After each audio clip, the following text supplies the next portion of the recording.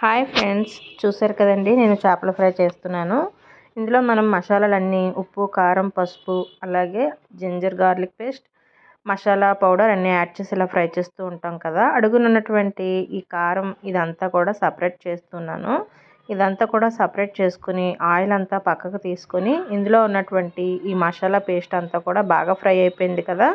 ఇదంతా కూడా నేను ఒక బౌల్లోకి తీసుకుంటాను అనమాట. ఎందుకంటే చాలా టేస్టీగా ఉంటుంది. వేడివేడి అన్నంలోకి ఈ మసాలాను కలుపుకొని చేపలు నంచుకొని తింటే చాలా చాలా బాగుంటుంది. కర్రీ కన్నా కూడా నాకు ఇలా తినడమే ఇష్టము.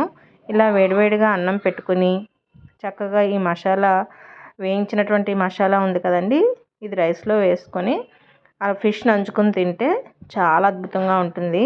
ఇలాగే మీకు కూడా ఇష్టమైతే తప్పకుండా లైక్ చేయండి. నాకైతే ఇలా ఇష్టపడుతూ ఉంటాను. మీకు కూడా ఇష్టమే. మీరు ఎప్పుడైనా ట్రై చేశారా? తప్పకుండా లైక్ చేయండి.